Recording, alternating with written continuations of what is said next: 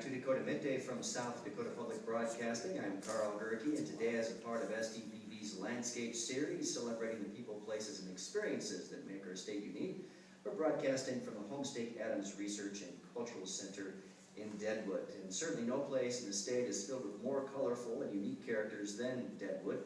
Wild Bill Hickok, Calamity Jane, Seth Bullock, and Poker Alice are familiar names, even to people who have never visited the Black Hills. Their stories have been mythologized in novels, movies, and TV shows, all against the backdrop of a rough frontier mining town. The legends and facts of their lives are often blurred, but joining us now to maybe clear things up a little is Darrel Nelson. He's Exhibits Director at the Days of 76 Museum here in Deadwood. And Darrel, thanks for joining us on Dakota Midday. My pleasure, thank you.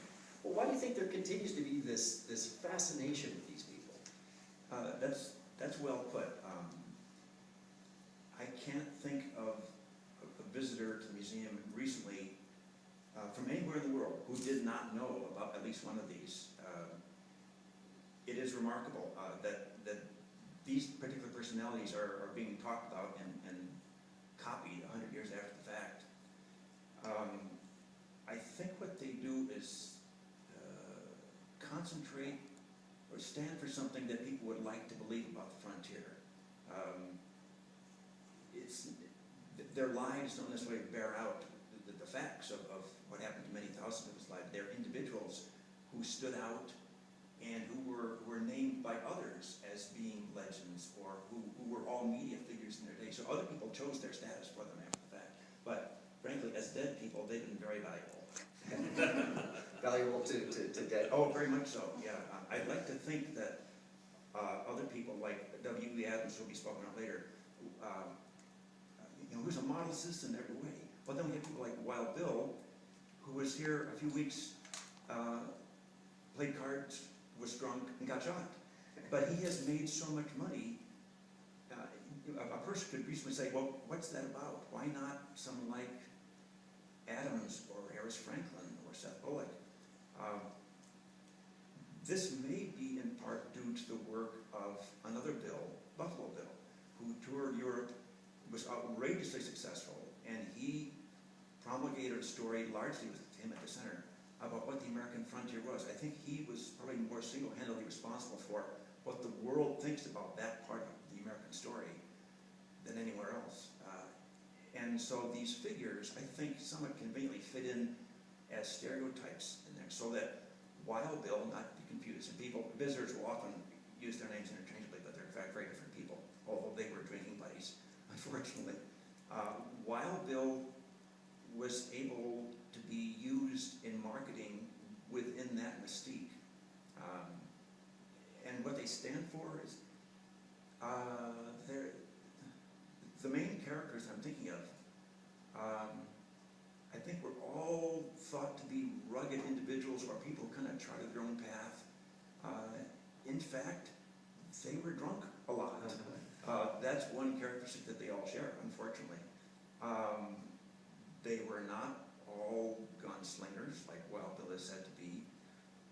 But what I think they stand for is a kind of character that supposedly won the West, when in fact they were kind of marginal. They didn't serve on committees, they weren't scout leaders, I doubt they were church members ever. Many of them were married, but they should have been single. Some of them were immigrants. One was illiterate. And, go figure, why do they qualify as frontier legends? And I'm saying that frontier because some similar characteristics of individuals can be seen in characters from other parts of the country. So they stand for something. Now, at this point, Hollywood doesn't help. It can latch onto these qualities, and they're very, very entertaining. Living with people like this was probably rather frustrating because they weren't predictable. They didn't stay around. They traveled a lot. They were kind of, Wild Bill in particular, he had kind of a wanderlust, and by the end of his life, he was moving and moving and moving. So I think it's a kind of a stereotype of what individualism was. It doesn't bear up under much historic scrutiny, but they look on the face, or they've been marketed as people who kind of did it their way. And they have these great nicknames. I wonder, Wild Bill Hill got Calamity Jane, Poker Alice, if it was just like, Alice Johnson, would we remember her? Well, no, probably not, yeah. In fact, Alice was actually Alice Ivers Duffield Tubbs Hucker. She outlived several husbands. She was probably the most proper of all of them in that she had kids, she had a regular job, and she moved into the careers that she's known for late in life. The cigar smoking, famously profane, don't mess with me kind of person was, that developed rather late. All these characters were born in the 1800s in Victorian era America. But they grew out of a time when publishers, and then later, like in Deadwood's case, city marketers, they knew the value of the story, and especially the heroes of the American West. After the Civil War, that the country was somewhat psychically wounded, I would say, looking for some reason to be proud to be American, or looking for symbolic points of interest that would say, we are living out a good story. So publishers like Harper's Magazine on the East Coast in 1865 sent a writer out to interview this guy known as Wild Bill. He earned that name for pretty good reason. He was, in fact, brave, fearless. Like he said in his own time, I'm not the best shooting at a deck of cards or shooting at a paper target, but when you're under fire, I am the best.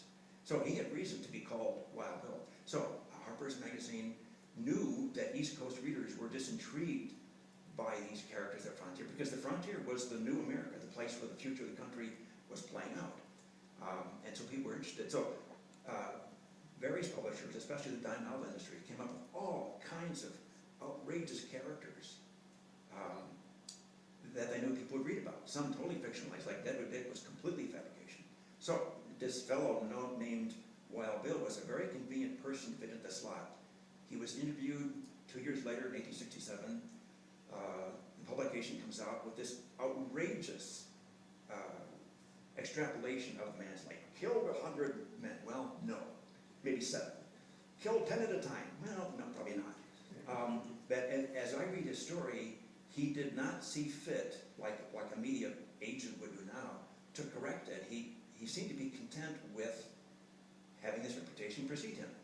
And I say that because his brothers and sisters, his siblings, after his death, spent a great deal of time saying, no, he didn't do that, no, he didn't do that. So they were correcting the record for the legacy. But in his own day, his reputation preceded him.